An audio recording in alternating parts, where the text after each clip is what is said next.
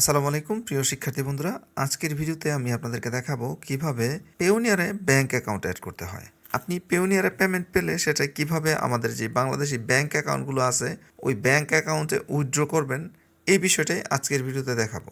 এর জন্য আমরা চলে যাব হচ্ছে উইথড্র অ্যান্ড ট্রান্সফারে। এখানে দেখেন উইথড্র টু ব্যাংক, আমরা এখান থেকে ব্যাংকে উইথড্র করতে পারি, কিন্তু নিচে দেখেন একটা বাটন আছে ম্যানেজ ব্যাংক অ্যাকাউন্টস। আমরা এখানে ব্যাংক অ্যাকাউন্ট ম্যানেজ করতে পারি।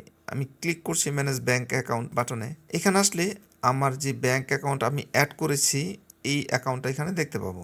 ডান দিকে টপের দিকে খেয়াল করলে আমরা দেখব এখানে আমরা ম্যাক্সিমাম 15টা ব্যাংক অ্যাকাউন্ট অ্যাড করতে পারবো, যেখানে আমি অলরেডি একটা ব্যাংক অ্যাকাউন্ট অ্যাড করেছি, আমি চাইলে আরও 14টা অ্যাড করতে পারবো। পাশেই যেই অ্যাড অ্যাকাউন্ট যে বাটনটি আছে এই বাটনটিতে আমি ক্লিক করব। ক্লিক করলে এদের ইউজার ইন্টারফেসটা খুবই সিম্পল।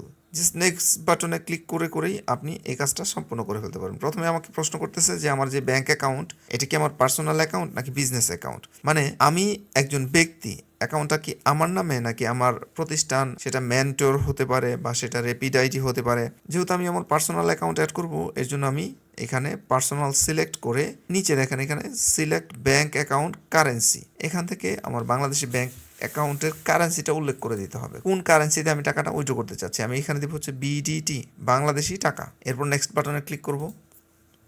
এইখানে আমাকে ব্যাংক ইনফরমেশনটা দিতে হবে। প্রথমে হচ্ছে ব্যাংক নেম। এখানে ড্রপডাউনে চলে আসছে, বাংলাদেশে যতগুলো ব্যাংক আছে সবগুলো ব্যাংক এখানে ড্রপডাউনে চলে আসছে। আপনি আপনার ব্যাংক এখানে খুঁজে বের করবেন। আমি দিচ্ছি ইসলামী ব্যাংক বাংলাদেশ লিমিটেড।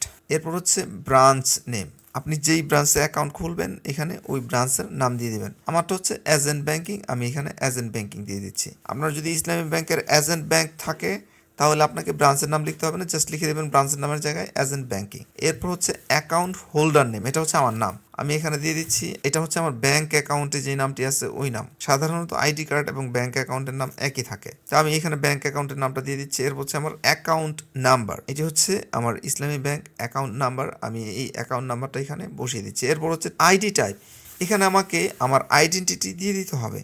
আইডেন্টিটি হতে পারে আমার আইডি কার্ড, হতে পারে আমার পাসপোর্ট নাম্বার। আমি সব জায়গায় আমার আইডি কার্ডটা ব্যবহার করি, আমি এখানে আমার আইডি কার্ডের নাম্বারটা দিয়ে দিব। এই হচ্ছে আমার আইডি নাম্বার, সব ঠিকঠাক আছে। এখন আমি এখানে I confirm the bank account details above, মানে যা আমি অ্যাড করছি তা আমি আবার নিজে কনফার্ম করছি। তারপর আমি নেক্সট বাটনে ক্লিক করব। এরপর আমরা জাস্ট অ্যাড ব্যাঙ্ক অ্যাকাউন্ট এই বাটনটিতে ক্লিক করব। Bank account added, that's simple. এখন আমরা দেখতে পাচ্ছি আমাদের এইখানে দুইটি ব্যাঙ্ক অ্যাকাউন্ট, একটি ডিবিবিএল এর এবং একটি নতুন যেটি এখন আমরা ইসলামী ব্যাংকের অ্যাকাউন্ট অ্যাড করেছি সেই অ্যাকাউন্টটি। তবে এই অ্যাকাউন্টটি এখনও লেনদেনের জন্য পুরোপুরি অ্যাক্টিভ না। এই অ্যাকাউন্টটি দেখেন পেন্ডিং রিভিউতে আছে, খুব অল্প সময়ের মধ্যেই এটা অ্যাক্টিভ হয়ে যাবে। তো মূল প্রসিডিউর কিন্তু এইটুকুই।